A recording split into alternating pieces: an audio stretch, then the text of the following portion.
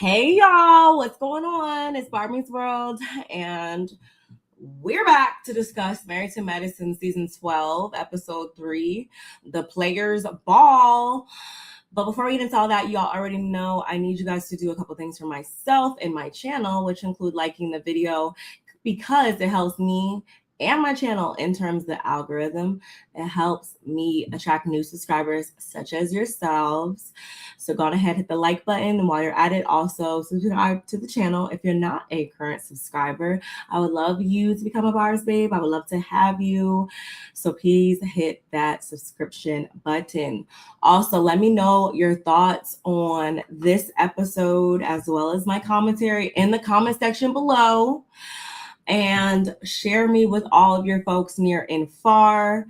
Also, make sure you hit that notification button so you know each and every time I upload, okay? Just a few simple things, y'all, before we get into it, because my goodness, talk about an episode, okay? Talk about an episode. Let me throw my banner up here. I want to make sure I came to you guys live to talk about this because, honey, it was a lot. It was a lot, and I feel like there's a lot to really dissect with this episode, as well as just this franchise, this show in general. I love how thought-provoking Married to Medicine is. I'm so glad I've wound up picking it up because I feel like we really get a lot more to like talk about in a mature sense and in a real life sense, if you will. So yeah, let's just get into it. Make sure you guys again are liking the video as you guys come in. I really appreciate it. I'm trying to always grow the channel. I'm trying to always connect with new individuals, new subscribers out there, new viewers. So all engagement helps. Thank you. Anyway, so the first scene of this episode, y'all, begins with Contessa, and she's doing a walkthrough of the space that she'll be having her 70s style players ball themed 49th birthday. She explicitly says that she has never had a birthday in all 49 years of her life. She's never had a true big old birthday celebration that was either put together by herself or by someone else. Just, I want you guys to note that for later on in the episode. So they're doing a little walkthrough. By they, I mean she's also accompanied by Toya. Toya is there, and her budget for the party was $40,000. Toya feels like that is way too much because you could be putting that $40K into your medical business, into your building to finish getting constructed. And I couldn't agree more. And I feel like because at this point in time, Toya has a vested interest in this establishment because they were going to rent out a space or what have you, I do feel like it is important to make sure that you're taking care of your responsibilities. And I'm not saying, I shouldn't say taking care of your responsibilities because I do feel like Contessa's doing that. And I do feel like you should always treat yourself if you can manage it, if you've taken care of your responsibilities and you want to show yourself a little bit of love and appreciation, by all means. But I was kind of side-eyeing because didn't they just empty out their pretty much their savings and 401ks and et cetera, in order to open up this building or whatever? So I'm like, well, and you guys have 3 kids to put through college or whatever. It's just the way my head works. I'm just thinking about all the different things, but at the same time, I'm not in the game of pocket watching. So that is what it is. Anyway, what else happened? Yeah, she's hopeful that everything at the party will go well and that everybody will come through and just have a good time, celebrate her, what have you.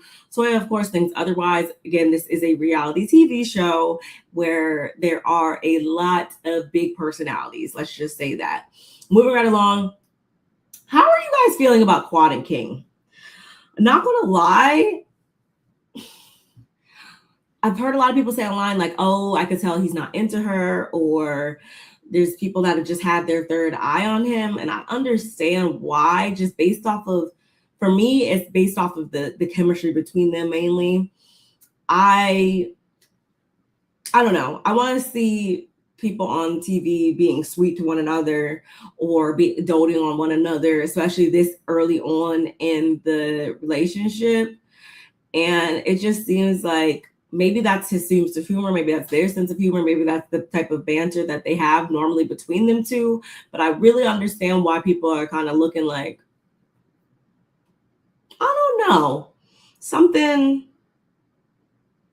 might not be all the way as it seems with them, because you have her going to give herself her shot so that they can continue these rounds of IVF and whatnot. She's already had 2 egg retrievals, and I want to say they said they want to have either a total of 6 or 6 more. I don't know. His whole thing is, yeah, let's go on ahead and get that knocked out. What did he say?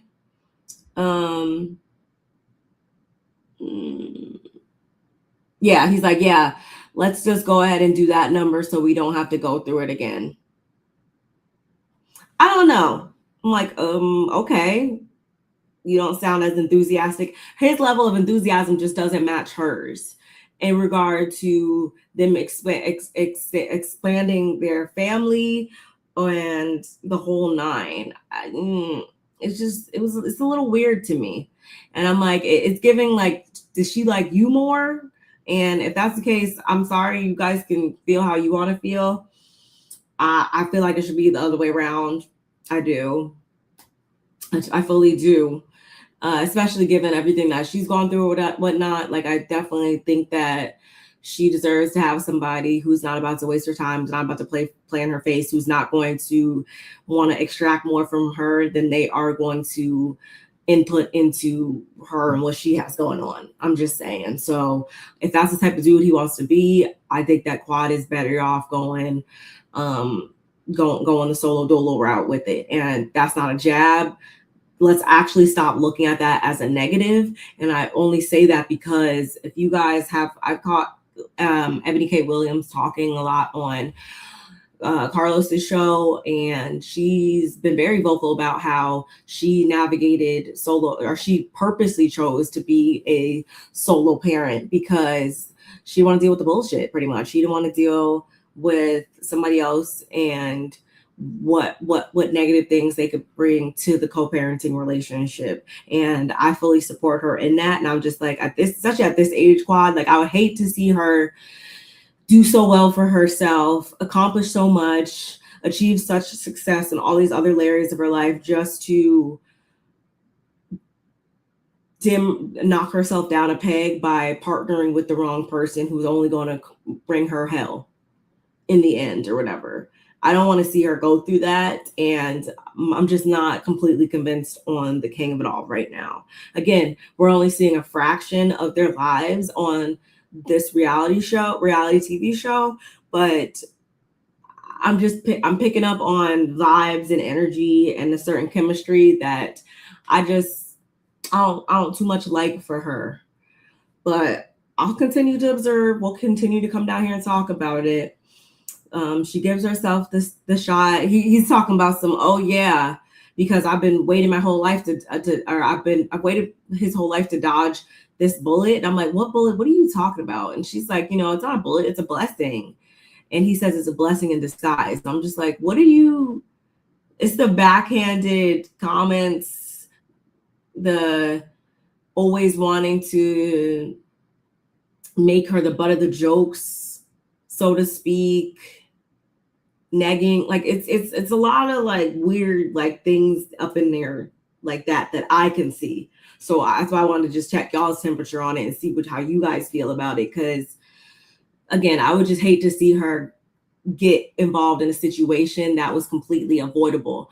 And it's not me saying that if she wants to be a mother, I fully support that. I just, again, would rather her go in a different direction to save herself the bullshit in the end. I'm sorry. That's how I feel. Anyway.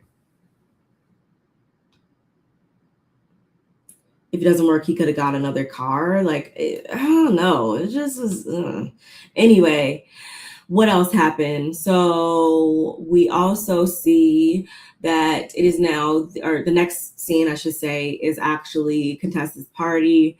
And she says that she's been working her ass off to pull this off. And she's telling Brandi this because Brandi's there to help, mind you. And I don't know if that was on production's part. I don't know if production told her, like, hey, get your tail in that scene. And, you know, sometimes they obviously orchestrate these meetups and these conversations between the ladies and stuff like that. So I don't know if this was as a result of that, or this was genuinely her wanting to help or whatever. But she is there to help Contessa, and only for in the confessional for her to say that, you know, it would be so great if Scott would be like, you know, what could I do to help? But it doesn't connect for him in that way. According to her, he's book smart. He just doesn't have the common sense. I'm like, no. He probably has all the common sense. He has all the common sense, because he's like, why bother doing all these things if she's just going to make it easier for me to kick back and watch basketball games and, you know, beat her home early and wait for her to bring me ice cream. If somebody's going to do all the work and not require more from me, then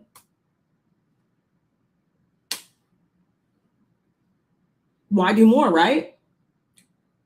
I mean, I don't get down with that type of logic. That's not how I operate, but she's been allowing that to go on for the past 20 years. So it is what it is, right? And so she offers Brandi one piece of advice, because Brandi's been married about 10 years, I believe she said. And that's for her to never say that I got this, because once you do that, they can create this type of situation pretty much. And by this situation, it's just, as I just said before, it allows them being the Scotts of the world, to retreat and not have to put in as much effort if you're just going to do everything, Contessa. But that is why, that's why I wouldn't even perpetuate that type of behavior. I wouldn't even allow that type of behavior to show up at any capacity early on. We would put a stop to that from the get-go. / I just wouldn't try to even partner with somebody who even displays those types of traits in the first place. It's either you have it or you don't. And I say that and what I mean by that is, I shouldn't have to beg my partner to help me do something. I shouldn't beg my partner to want to do nice things for me or whatever. If you're with a person that truly values you, then they should automatically want to do those things for you without you even having to bring it up, really, or beg or what have you. And I'm only saying that because that's base level. At no point in time was I ever under the belief that, oh, we're all put on this earth and to think alike, and we all do the same things, and we're all just 100% on par with one another at all times. No, that's not what I'm saying. You do have to teach a person how to treat you when it comes to certain things in life, but this base level desire to want to see the other person happy, this base level desire to want to help your partner, want to relieve some stress off of them by taking some things off their plate and what have you. Yeah, that's that. Like, you shouldn't have to beg for that. And in this case, it's one thing he didn't plan the party or whatever, but he could have been there to help coordinate and help, make sure everything was getting set up properly or whatever. He could have brought your vision to life in that way. But no, you allowed him to be what you really didn't like him being. And instead of addressing that with him and really speaking to the person that you're upset with in that regard, you took it out on your friends. So, but we'll get more into that here shortly, y'all. So, you know who else was also in this moment, who I was also like, girl, don't do it. Like, I wish I had the wrong road audio, because Brandi, please Do not allow yourself to get sucked into that trap. And by that, I mean, we've heard time and time again, come straight from the Dr. Heavenlies of the world saying, hey, Contessa will let it all out and be honest in how she truly feels about her marriage, about her husband, or what have you, only for you to then tell her what she doesn't want to hear, which is that you need to put some action behind that. You need to do something about that. You need to check him. You need to do whatever it is. Whenever you come on over to her side, that is based in what she told you, she then flips it and reverses it back onto you to make you look like the bad guy now. And you're just trying to step in and be a good friend. I'm like, Brandi, don't fall for it. Please don't fall for it. But we shall see. So everybody's starting to get ready for the party. And did you guys catch when Simone came in and she was joking with Curtis about the touching or whatever? I'm just like, see, y'all keep joking about it and poking fun at it or whatever. And I'm fully standing behind Toya on this one. That man pulled her onto his lap and that was all him. So you guys can continue to dance around the subject, but Curtis was dead ass wrong for that. I can't see it a different way.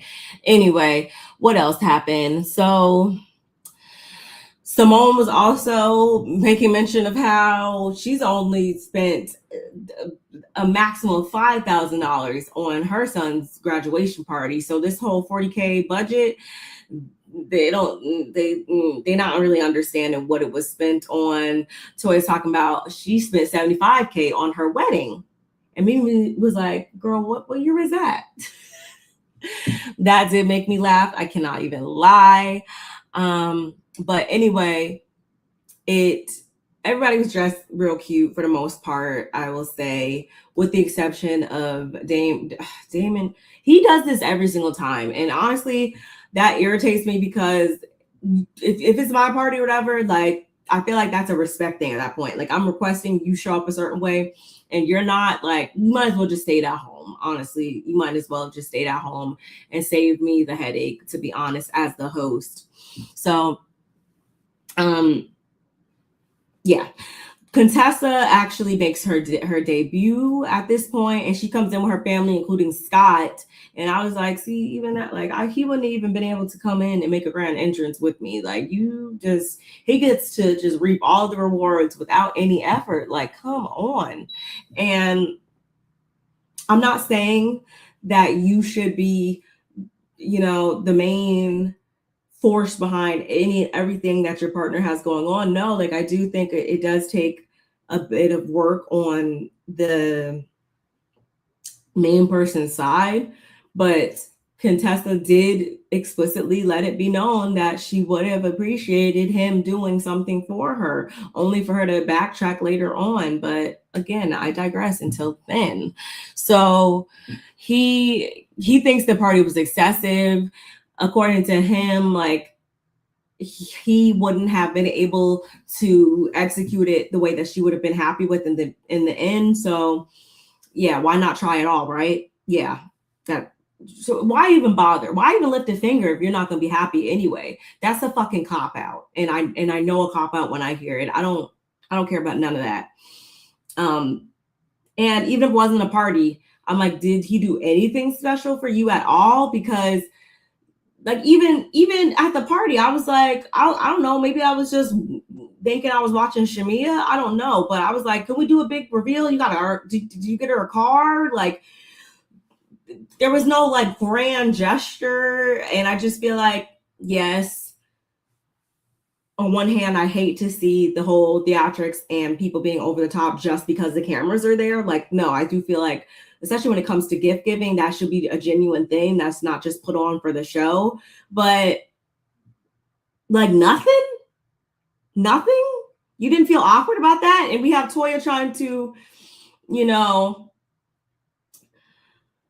poke fun and, throw some subtle shade out there towards him about, oh, you did such a good job with this. You go ahead, Scott. And he's like, I'm not even bothered by these heckling hens. And it's just like, yeah, you're not bothered because your wife allows you to just be however you want to be, and she bears the brunt of every single thing else. Like, I don't know, it just couldn't be me.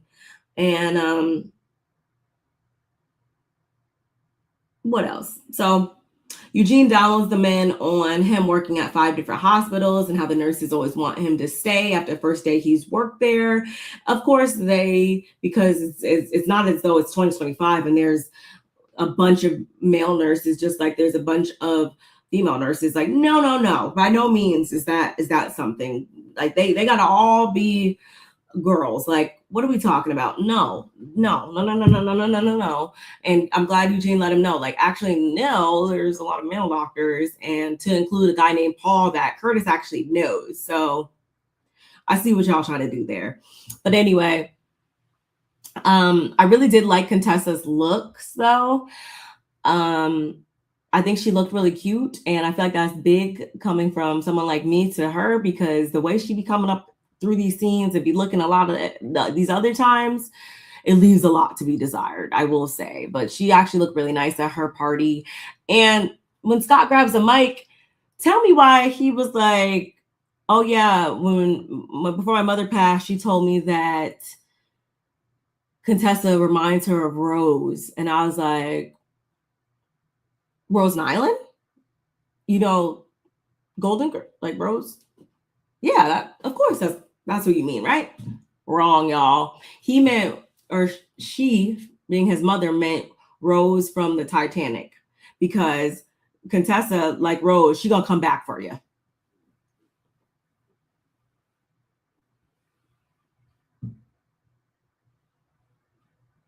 I don't even need to say more. I'm sure my expression says it all. So anyway,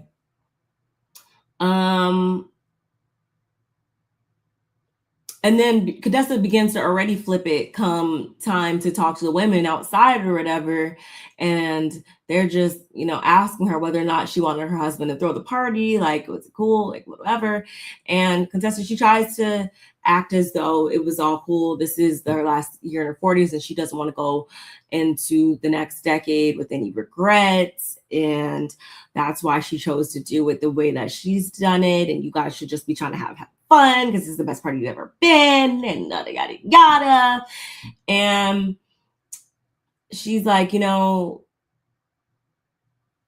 I told him, and I've been waiting, so I made it happen for myself, which again only gives more insight into what she truly wanted at the end of the day, which is for her husband to throw her a party. She's only further giving more and more evidence to that idea. So Simone also goes on to say that her first Mother's Day, she didn't even receive a card from Cecil.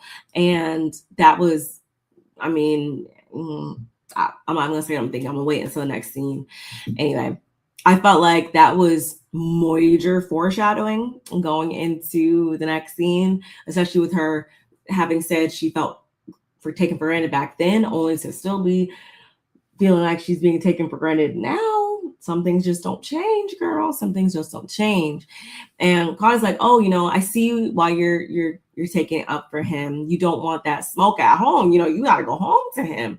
And I'm like, yeah, that probably has something to do with it. This episode, I feel like, served as major vindication for Dr. Heavenly and what she's been saying for years now about how Contessa operates when it comes to her marriage and all. And so she refuses to touch Contessa's marriage based on that. She's not trying to go back down that road. And quite honestly, I don't blame her, because every single scene, I want to say last season and beyond, like, Contessa was so vocal. She was always trying to bring up the beef between her and Heavenly. And I don't have it to do. When I say I want to retire beefs on the show, I'm talking about that beef. I'm talking about the Simone Aqua beef. I'm talking about, all those beefs, because it's old and tired. So I'm glad that Dr. Heavenly was like, I got better things to worry about. District 13. I don't have time to worry about Contessa's marriage and stuff, because she just gonna do what she wants to do and flip it on you anyway. And I respect that. And apparently Quad respected it too, because she was like, yes, girl, you better flip that shit. And I was like, won't she do it? like in real time. They really were watching her do this, and I'm like, I don't know if she just needs to watch the episodes back and see that she's not fooling us, because I already knew that was to come later on. I peeped this about Contessa season a while back, but it's just crazy to think that literally, and then all in the same sentence, you could say, oh yeah, I've been waiting for him to do this, I want him to do this, but oh no, this is exactly what I wanted, and it's everything I could ever imagine, and no, like it's totally fine, and yada yada yada, and not see anything wrong with that. Very odd to me. You know what else is very odd to me, y'all? This next scene between Simone and her family. Yeah, it's time to get into that. So Simone and Cecil are on their way home, and we have their sons that are 22 and 26 years old. They're already over at their house getting dinner together. They bring in some prepared pasta or whatever, and they're plating it up for their parents. And was I the only person that noticed? Yeah, what the fuck is that? I'll tell you what that is. That's the paper that you're supposed to take out that has the little tacky like glue stuff on it. Yeah, that's the label for the pan. That's not supposed to be in there. Just a FYI, but this is a 22 and 26-year-old. Just saying. So anyway, they all come in and they're, oh, thank you. Oh, this is so sweet. They all sit down for dinner. It's all cool. And we find out that they've graduated. So she claims it's time for them to pay bills. Yeah, we shall see. So they even had to rewarm the food up. I'm just like, goodness, you cannot make this up if you wanted to, y'all. And so Michael kind of starts off the conversation. Mind you, he doesn't feel any differences since graduating. And I'm like, that's telling. And so he opens up the conversation to say that, yeah, I got my Jeep and it was cool at first, but I know you're tired of seeing it. I'm tired of seeing it. Already starting off on the wrong foot for me, just based off of that. And she's like, okay, well, while we're on the subject, let's go ahead and take a gander at your financial situation. Let's see if you could even afford to make payments. And she goes to get her iPad to get the numbers or whatever. And he's like, well, first of all, before you get that iPad, make sure you don't bring up anything that might make me want to give your food to the dog. Okay, anyway. So Simone lets us know that just Michael, not Miles, not her, not Cecil, just Michael's Chase credit card bill last year was $60,000 just for himself. $60,000 is several people's income in life. And I just was taken aback that he was, first of all, at first I was taken aback by the fact that he could even get to the point of spending $60,000. I feel like if it were me, I would have had a like $5,000. I'll say I would have a $5,000 balance limit on that. And once you're past that, then we have to have a conversation. It wouldn't even been able to grow to that much. And that's just the credit card loan. And I'm thinking he has to have a debit card too, because you can't use credit everywhere for everything. So you just spent that just in credit alone is wild to me. One second, y'all.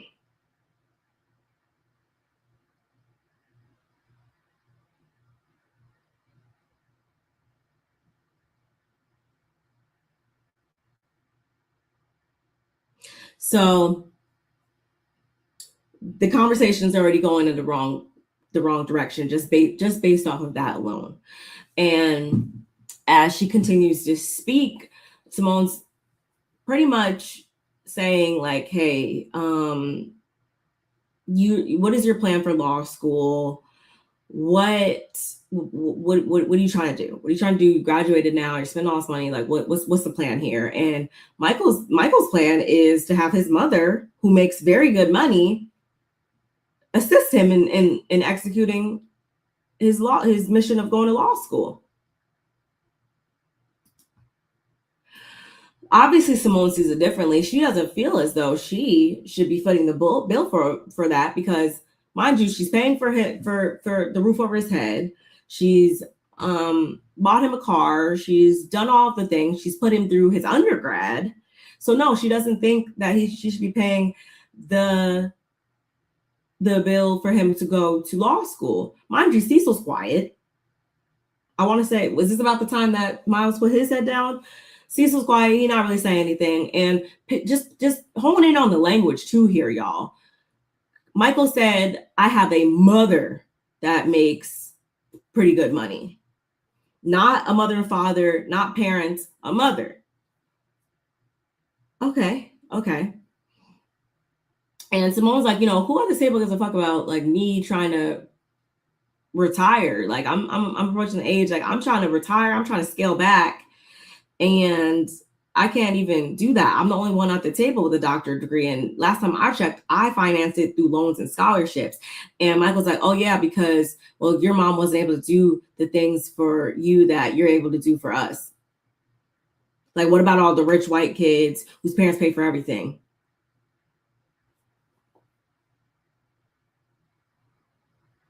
It was the entitlement and the delusion for me and the audacity for me.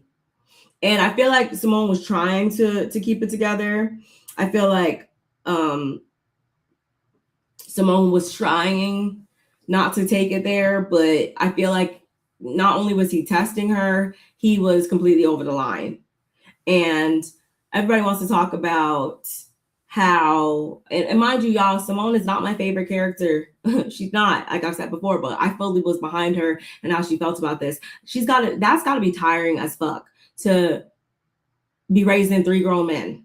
Like, at what point do we get off the bus? But at the same time, obviously, to a degree, there needs to be some self-reflection and her trying to understand how he was nurtured into being at this place, into being of this mindset. I do feel like,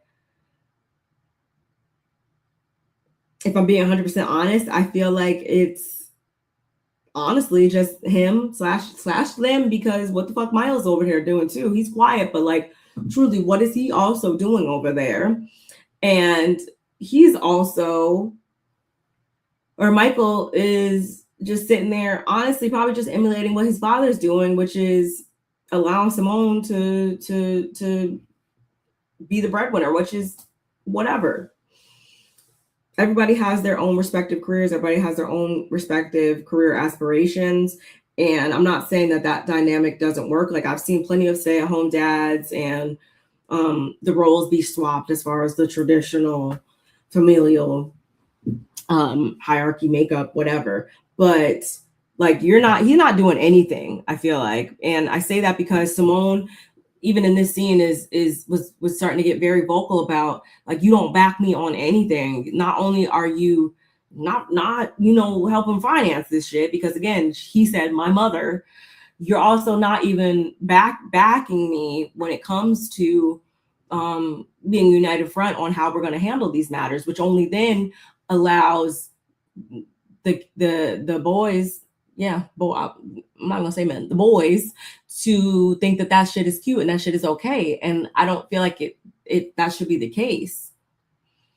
And he's even, the only time he did chime in is to back up Michael's point and talk about how it's a valid one, and they are blessed in the situation where they can help. And again, Simone is like, who at the table gives a fuck that I am working so hard instead of moving towards retirement? And Cecil speaks for Michael again to say that he thinks about how he can give back to her. And she's like, well, like, that can't happen if I am dead.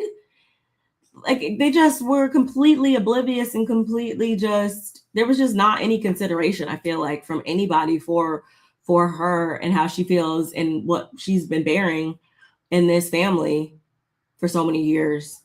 And at the same time, Simone, you also have to hold yourself accountable, because last time I checked, y'all was actually here in Hawaii.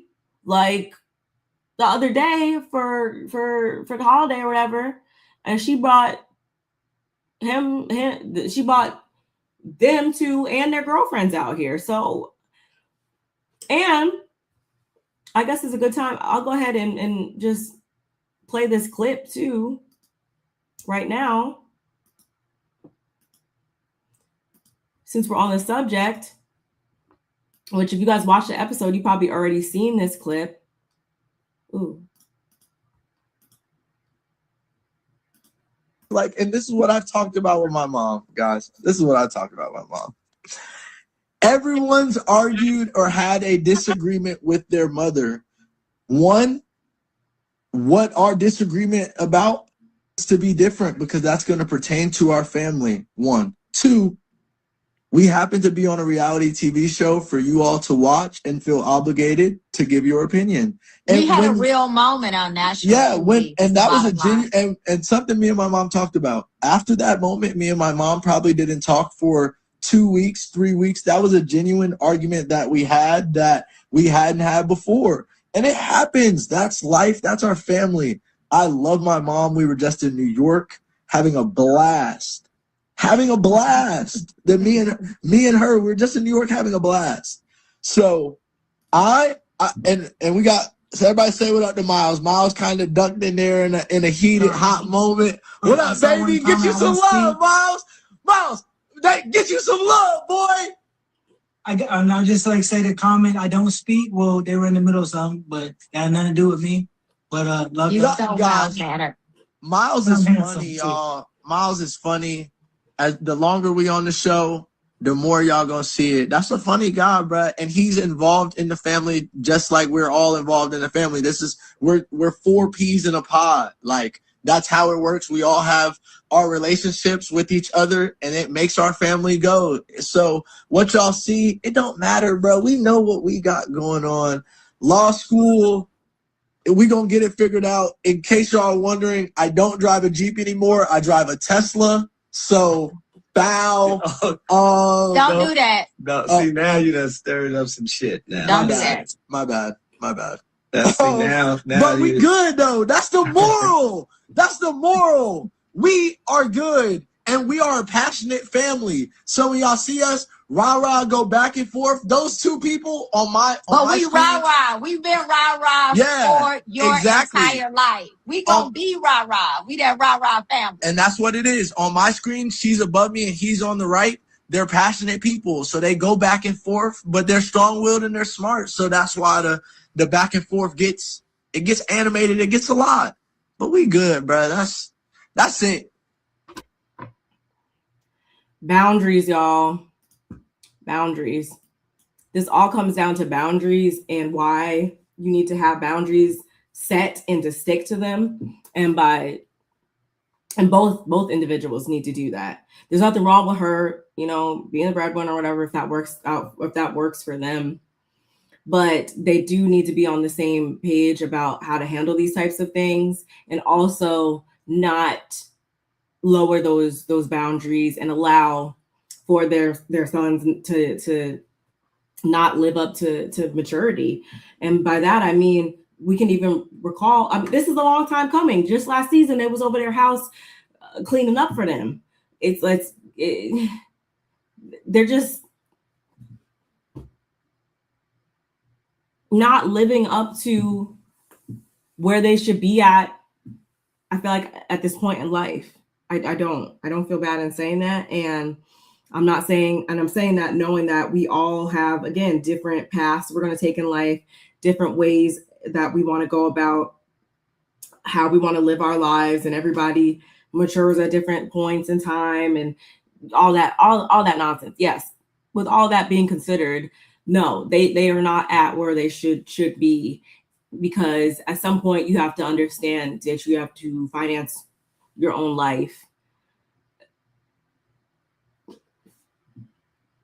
I feel like being spoiled to a certain degree is fine or whatever, cool. And it's coming from I was spoiled as a child, but I also got a job when I was 15 in order to do the things I want to do and continue to, keep on working. So I do think that there's a certain level of responsibility that they don't have. It's not clicking. And I'm also thinking like, okay, so is this like leftover resentment because of you not being able to be friends with that lady that she was friends with? Like, what is it? Because how many different languages does she need to say that like she's at her limit? And no, Simone is not doing a good job at enforcing those boundaries, but you're also helping dig her into an early grave, it seems like, by allowing this type of behavior to go on. And everyone wants to always go up for the two-parent household, boys need fathers, yada, yada, yada. He's a father in the home. They're in a two-parent home, and this is what we're working with. Whereas you go over to the Harris household, just saying, y'all, and even though Toya and Eugene's sons are younger than these two over here, they are running laps around these grown-ass men. Of age men. Let me say that. Of age men. They're over there cooking family dinners.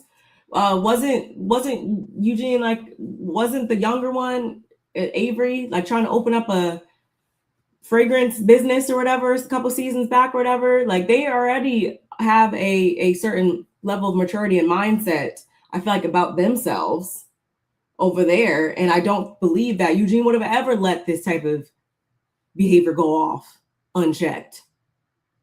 In his face or out of his face. Like, what are we doing over here? The level of entitlement that jumped out that boy's mouth was just wild to me. And I can understand how Simone would feel like it's a gang up or it's 3 against 1. And I think that her crash out was valid. I think it's been said that it was actually much worse than we even saw. And I understand that. I completely can understand why she did that, because enough is enough. This is how people wind up getting burnt the fuck out. Exhibit A. If you need a in real time updated representation of how to become burnt out, y'all, go on down to Bravo. Watch Married to Medicine, season 12, episode 3. Right here. But at the same time, again, Simone, I don't want to hear that you're feeling beat down though at the same time, because one, I would have just got up and boom, I'm going to the other house. Y'all figure it out. Or I would stop giving in. I would also just roll out on them every now and then. Just, oh yeah, I'm over here on vacation, or oh, that sucks. Like you have to let them figure it out for themselves. You have to. After a certain point. Because the goal as a parent, I'm not a parent yet, y'all, but I've always been under the understanding that as a parent, it's not to continue to try to teach your children how to live with you, how to live with you, doing everything for them. It's preparing them to live life without you, being here on earth, being here present in their home, whatever it is. The umbilical cord needs to get cut after a certain time. And it's like they over there doing jump rope with the shit. Like, what are we doing? And I would hate to be their girlfriends, because hell on wheels. That the mindset fucked. Like it's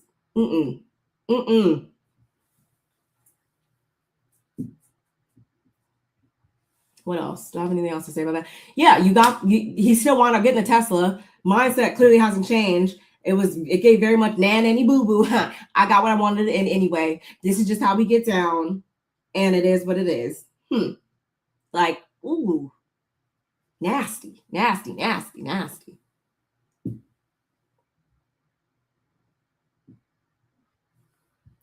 Moving on though. So The next King calling Quad's back big. Yeah. So the last scene, aka Brandi's birthday scene. Brandi's also having a birthday celebration, and it's actually going to be a dinner that her husband is going to be paying for all the ladies to go out, get some dinner, get some drinks, and celebrate his wife. And as soon as Simone came in, it was her and Dr. Heavenly, and they were talking. And of course, Simone filled her in on what all went down with her family. And Evelyn was like, I don't think you should pay for law school. Like, no, I don't see anything wrong with that. Like,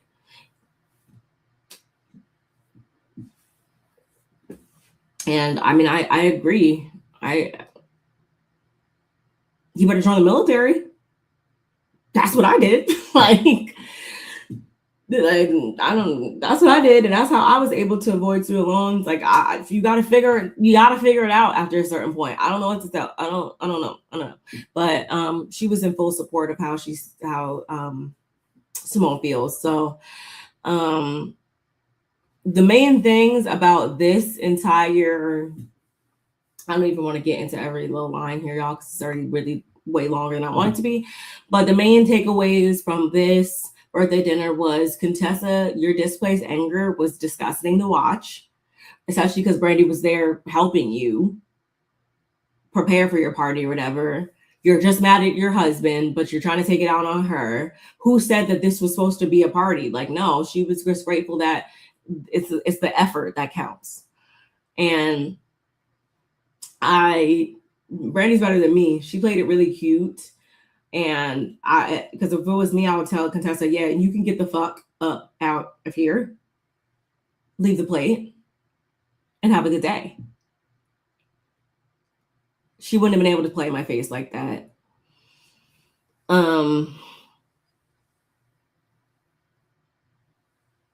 Like, just nasty and insulting. For what reason? Simone saying that, who else at the quad saying that not everybody at the table wants to be married or whatever. I want to know who Quad was referring to when she said that.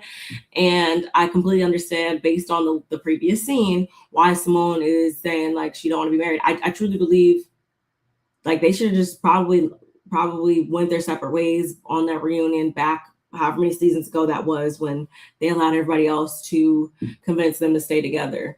Once your mind is made up about something, I feel like it's hard to get back on board, especially when the behavior hasn't changed. Nothing has really changed, I feel like, based on what we've seen in this episode between them. So maybe it's just time to call it. And that will probably, at least she'd have one less person to pay for.